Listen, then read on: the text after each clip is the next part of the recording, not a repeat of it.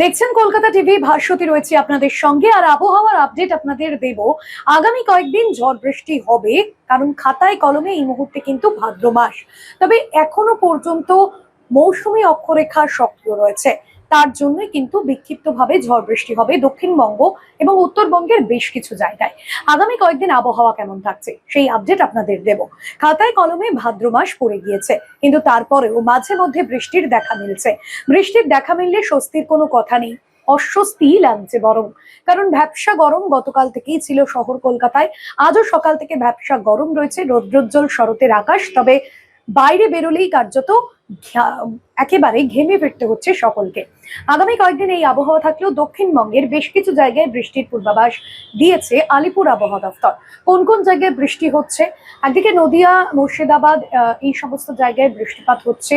রবিবার থেকে সোমবার থেকে উত্তর ও দক্ষিণ 24 পরগনায় কিন্তু বৃষ্টি হচ্ছে। অন্যদিকে যেমনটা জানা যাচ্ছে যে মঙ্গলবার থেকে বৃষ্টির পরিমাণ উত্তরবঙ্গেও বাড়তে পারে। উত্তরবঙ্গের আলিপুরদুয়ার, দার্জিলিং, কালিম্পং এই সমস্ত জায়গায় বৃষ্টির পরিমাণ বাড়বে এবং 30 থেকে 40 কিলোমিটার বেগে ঝড় বৃষ্টির সম্ভাবনা রয়েছে। তবে এখনো পর্যন্ত বড় কোনো রকম উপকূলবর্তী অঞ্চলে সতর্কতা জারি করা হয়নি, বা সমুদ্রে যারা মাছ ধরতে যান মৎস্যজীবীদের কিন্তু সমুদ্রে যেতে কোনো রকম কোনো সতর্কতা দেওয়া হয়নি। কারণ এখনো পর্যন্ত বড়সড় কোনো দুর্যোগের আশঙ্কা করা যায়নি, এমনটাই আবহাওয়া দপ্তরের তরফে জানানো হয়েছে। তবে আগামী কয়েকদিন যে আবহাওয়া বলা হচ্ছে যে বর্ষার বিদায় হলেও এখনো পর্যন্ত বঙ্গোপসাগরের ওপর কিন্তু নিম্নচাপ সক্রিয় রয়েছে। নিম্নচাপ ধীরে ধীরে সরছে, পশ্চিমে অগ্রসর হচ্ছে। এই নিম্নচাপ যতদিন সরবে ঝড় বৃষ্টি হবে বিভিন্ন জায়গায় বিক্ষিপ্তভাবে।